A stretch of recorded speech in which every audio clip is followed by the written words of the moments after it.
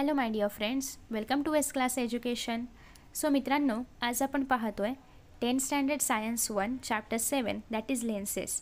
लेन्सेसमधले important questions कोणते आहेत, असे कोणते टॉपिक्स आहेत जे आपण कम्प्लिटली स्किप करू शकतो कारण आता एक्झाम जवळ आली आहे. सो मोजकाच अभ्यास, तो पण जास्तीत जास्त मार्क्स मिळवून देणारा असं आपल्याला करायचं आहे. सो त्याच्यामुळे आपण इम्पॉर्टंट टॉपिक्स, इम्पॉर्टंट क्वेश्चन्स आणि असे कोणते टॉपिक्स आहेत जे स्किप करू शकतो हे सगळ्या व्हिडिओमध्ये पाहणार आहोत. सो व्हिडिओ शेवटपर्यंत पहा. त्यासोबतच पहिल्या 6 चॅप्टर्सचे मी अशाच प्रकारचे व्हिडिओज अपलोड केलेले आहेत. आय होप तुम्ही ते पाहिले असतील. नसेल पाहिले तर नक्की चेकआउट करा. सो लेन्सेसमध्ये तुम्ही पहिला हा जो भाग आहे हा पूर्ण स्किप केला तरी पण चालू शकतो. नेक्स्ट तुम्हाला हा स्किप करायचा नाही आहे कारण याच्यावरती एक ॲक्टिव्हिटी बेस्ड क्वेश्चन बनू शकतो. कसा तर तुम्हाला हे डायग्राम दिलं जाईल आणि इथे नाव नसणार, इथे ए दिलं जाईल, बी दिलं जाईल, सी असे कोणते पण 3 येतील, जास्त नाही येणार आणि तुम्हाला याचं नाव आयडेंटिफाय करायचं आहे. ठीक आहे. सो त्यासाठी तुम्हाला हे ॲक्टिव्हिटी बेस्ड क्वेश्चन्समध्ये येऊ शकतं. बाकी तुम्ही यातली कुठलीही थिअरी नाही केली तरी पण तुम्हाला हा डायग्राम मात्र करायचा आहे. आफ्टर दॅट नेक्स्ट आहे optical centre, principal focus, principal axis. हे तुम्हाला आलंच तर डेफिनेशनमध्ये येऊ शकतं. चान्सेस खूप रेअर आहेत, बट तरी पण एकदा करून ठेवा. फोकल लेंथ, ठीक आहे. प्रिन्सिपल फोकसमध्ये एवढं करायची गरज नाही, फक्त प्रिन्सिपल फोकस म्हणजे काय एवढंच आपल्याला करायचं आहे. त्याच्यानंतर नेक्स्ट आहे सो हे जे images formed by convex lenses, यासाठी हे जे काही रूल्स आहेत की जर हे प्रिन्सिपल ॲक्सिसला पॅरलल असेल तर रिफ्लेक्टेड रे कुठे येणार, असं इन्सिडेंट रे असेल तर कुठे येणार. सो यासाठी हे जे काही रूल्स आहेत हे एक्झामला येतात 2 मार्क्ससाठी किंवा 3 मार्क्ससाठी. ठीक आहे. सो हे करायचं आहे. बाकी तुम्ही हे सगळं एक्सपेरिमेंट वगैरे स्किप करू शकता, हे पण स्किप करू शकता. हे चार्ट तुम्हाला एक्झाममध्ये असं इथे ब्लँक, इथे ब्लँक, इथे ब्लँक असं करून कुठलेही 3 यातले येऊ शकतात. त्याच्यामुळे हे करून ठेवायचं आहे. आणि जर तुम्हाला डायग्राम ड्रॉ करता येत असेल तर हे लक्षात ठेवायची गरज नाही पडणार. पण जर तुम्हाला रे डायग्राम्स व्यवस्थित ड्रॉ नाही करता येतात तर मात्र तुम्हाला हे लक्षात ठेवावं लागेल. रे डायग्राम्स कसे ड्रॉ करायचे ते पण नक्की पहा, कारण असं येतं की जर पोझिशन ऑफ ऑब्जेक्ट इन्फिनिटी असेल तर पोझिशन ऑफ इमेज कुठे बनेल हे रे डायग्राम ड्रॉ करून दाखवा. तर त्यासाठी तुम्हाला रे डायग्राम ड्रॉ करता आला पाहिजे. सो ते व्हिडिओज नक्की चेकआउट करा. जेव्हा मी हा चॅप्टर शिकवला होता तर त्याच व्हिडिओजमध्ये रे डायग्राम्स कसे ड्रॉ करायचे हे पण एक्सप्लेन केलं होतं. नेक्स्ट आहे images formed by concave lenses. Again same, ज्याप्रमाणे कॉन्व्हेक्सचे रूल्स आहेत त्याप्रमाणेच कॉन्केव्हचे पण 2 रूल्स आहेत, ते करू शकता. ह्याचे तर 2च कंडिशन आहेत, जास्त नाहीच आहेत. सो कॉन्केव्ह विचारले की कॉन्व्हेक्स विचारले ते आधी बघा त्या टेबलमध्ये आणि मगच हे सगळे बॉक्सेस जे फिल करायला येतात एक्झामला ते फिल करायचे आहेत. इकडचे तिकडे, तिकडचे इकडे नाही व्हायला पाहिजे. नेक्स्ट आहे लेन्स फॉर्म्युला, फक्त लक्षात ठेवा. बाकी हे सगळं नाही लक्षात ठेवलं तरी पण चालेल. आणि ही जनरल गोष्ट आहे, आपण ज्याप्रमाणे ग्राफ ड्रॉ करतो, इकडे पॉझिटिव्ह एक्स ॲक्सिस, या ठिकाणी निगेटिव्ह एक्स ॲक्सिस, वरती पॉझिटिव्ह वाय ॲक्सिस, खाली निगेटिव्ह वाय ॲक्सिस. तर त्याचप्रमाणे हे साइन कन्व्हेन्शन आहे. याला आपण कार्टेशियन साइन कन्व्हेन्शन म्हणतो. सो तुम्हाला जर ग्राफ नीट माहिती असेल तर तुम्ही हे सगळे रूल्स मनाने पण लिहू शकता आणि हे 2 मार्कांना PYQजमध्ये आलेले आहेत. सो हे करू शकता. आणि लेन्सचा जो आपला फॉर्म्युला आहे तर तो मॅग्निफिकेशनचा पण फक्त फॉर्म्युला करायचा आहे, थिअरी नाही केली तरी पण चालणार आहे. पॉवर ऑफ लेन्सचा पण फक्त फॉर्म्युला. आणि हे लक्षात ठेवायचे आहे की इथे आपण फोकल लेंथ ही मीटरमध्ये घेतो आहे आणि तुम्हाला पॉवर ही डायोप्टरमध्ये मिळणार आहे. सो जेव्हा तुम्हाला सपोज आन्सरमध्ये काहीतरी 5 आलं तर 5 फक्त 5 नाही लिहायचं आहे, 5D किंवा 5 डायोप्टर हे पुढे लिहायचं आहे, नाहीतर तुम्हाला ते सॉल्व करून पण काहीच मार्क्स नाही मिळणार. सो थिअरीची गरज नाही आपल्याला फक्त युनिट माहिती पाहिजे आणि फॉर्म्युला माहिती पाहिजे. नेक्स्ट आहे कंबाईंड लेन्सेससाठी जर फोकल लेंथ आपल्याला दिलं असेल तर ते म्हणजे एक लेन्स आहे 1 आणि दुसरं लेन्स आहे 2, दोघांचंही फोकल लेंथ आहे तर कंबाईंड फोकल लेंथ अशी फाइंड आउट करायची. ऑब्व्हियसली पॉवर याच्या इन्व्हर्स आहे तर कंबाईंड पॉवर असं फाइंड आउट करायचं. सो फक्त फॉर्म्युला लक्षात ठेवायची गरज आहे, थिअरी तुम्ही स्किप करू शकता.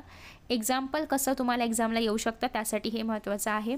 दोन्ही पण सॉल्ड एक्झाम्पल्स करा. कसे पण एक्झाम्पल्स तुम्हाला क्वेश्चनमध्ये विचारले जाऊ शकतात, बट 2 मार्कांचेच न्यूमॅरिकल्स येतात आणि हे दोघं पण 2 मार्कांचेच आहेत. त्याच्यामुळे हे तुम्हाला एक्झामला येऊ शकतं. हे तर खूप इझी आहे. पॉवरचं जर न्यूमॅरिकल आला तर प्लीज स्किप करू नका, कारण तुम्हाला फक्त power is equal to 1/f करायचं असतं आणि त्यातला f विचारला असेल तर पॉवर फाइंड आउट करायची असेल तर उलटा करायचा फॉर्म्युला. फक्त आन्सर लिहिताना पुढे D असेल, पॉवर असेल तर D, फोकल लेंथ असेल तर M, युनिट नाही लिहिलं तर आन्सर फाइंड आउट करून काहीच उपयोग होत नाही.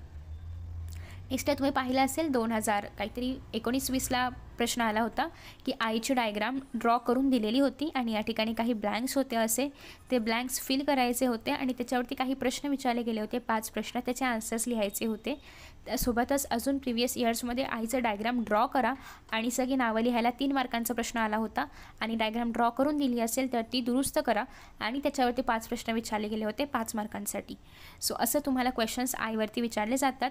सो त्यासाठी तुम्हाला आता या इथे जे जे काही पार्ट्स आहेत, फॉर एक्झाम्पल आयरिस म्हणजे काय, रेटिना म्हणजे काय, कॉर्निया म्हणजे काय, सिलिअरी मसल्सचा यूज काय आहे, हे सगळं या पॅरेग्राफमध्ये आहे. सो त्याच्यामुळे तुम्हाला पॅरेग्राफ करावा लागेल, कारण कसाही प्रश्न आला, डायग्राम ड्रॉ करायला येऊ दे, लिहायला येऊ दे, डिस्क्राईब करायला येऊ दे, त्या सगळ्यांसाठी हा पॅरेग्राफ चालणार आहे. सो डायग्राम आणि तो पॅरेग्राफ करायचा आहे. हे तुम्हाला MCQजमध्ये विचारलं जातं की हेल्दी आईसाठी किती काय काय आहे, आयबॉलचं डायमीटर किती आहे वगैरे, आणि नियरर पॉईंट किती आहे हे पण MCQजमध्ये येतं. थिअरी करायची गरज नाही आहे, MCQसाठी करावं लागेल. नेक्स्ट आहे मायोपिया आणि आपला दुसरा आहे ते म्हणजे हायपरमेट्रोपिया. या दोघांचा डिफरन्स करावा लागेल. थिअरीमध्ये क्वेश्चन येत नाहीत पण डिफरन्ससाठी येतात. मग डिफरन्समध्ये पहिली गोष्ट म्हणजे जेव्हा मायोपिया होतं तर त्याचे रिझन्स काय आहेत, या डिफेक्टचे 2 रिझन्स काय आहेत. नाहीतर एक काम करू शकता, पहिल्यांदा मायोपिया म्हणजे काय आणि हायपरमेट्रोपिया म्हणजे काय याचं डेफिनेशन, दुसरे या डिफेक्टचे रिझन्स काय आहेत, आणि तिसरं हा डिफेक्ट क्युअर करायला कॉन्केव्ह लेन्स वापरतात की कॉन्व्हेक्स लेन्स वापरतात. बस एवढंच तुम्हाला करायचं आहे. 2 मार्कांसाठीच डिफरन्स येतो, एवढंच करायचं आहे. प्रेस बायोपिया इफ यू वॉन्ट तुम्ही स्किप केलं तरी पण चालेल. अपॅरंट साईज ऑफ एन ऑब्जेक्ट पण स्किप करू शकता. कॉन्केव्ह लेन्सेसचे जर युजेस आले तर तुम्ही मनाने पण लिहू शकता, असं काही नाही की यातलेच लिहिले पाहिजेत. सो हा ओपन एंडेड क्वेश्चन बनू शकतो.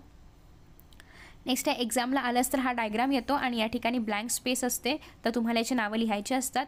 आणि ही रचना किंवा हे स्ट्रक्चर ओळखून हे कोणतं मायक्रोस्कोप आहे, कंपाऊंड आहे, सिम्पल आहे, टेलिस्कोप आहे, कुठलं जे काही असेल ते ओळखण्यासाठी येतं. त्यासोबतच याचं जे स्ट्रक्चर आहे तर ते एक्सप्लेन करायला येतं. सो असं मिळून हा एकूण 3 ते 5 मार्कांचा प्रश्न बनतो. बाकी कशामध्ये असं काही येत नाही, पण शक्यतो कंपाऊंड मायक्रोस्कोपमध्येच येतं, सो ते महत्त्वाचं आहे.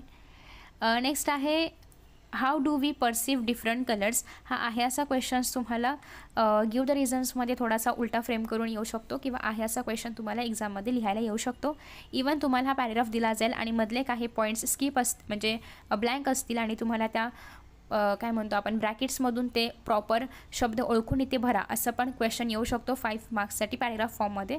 आणि जर असं आला तर तुम्हाला पूर्ण पॅरेग्राफ लिहावा लागतो, त्यातले जे पण गाडले अक्षर आहेत ती भरावी लागतात, त्याच्याखाली अंडरलाईन करावी लागते. सो यासाठी हा पॅरेग्राफ बनू शकतो. सो चॅप्टरमधलं सगळं संपलेलं आहे. हे ऑब्वियसली खूप इझी आहे, तुम्ही करणार आहातच. त्याच्यानंतर नेक्स्ट आहे गिव्ह द रिझन्स, सगळे करायचे आहेत ॲज युजल. डिफरन्स बिटवीन पण मी तुम्हाला सांगितलेलं आहे. सो हे जे आहे हे अर्थात तुम्ही जर आयचा तो पूर्ण टॉप पॅरेग्राफ केला तर हे एक्स्ट्रा करायची गरज नाही पडणार. 4च फक्त न्यूमॅरिकल्स आहेत, 10 ते 15 मिनटामध्ये होतात, कारण खूप इझी न्यूमॅरिकल्स आहेत, त्याच्यामुळे प्लीज करा.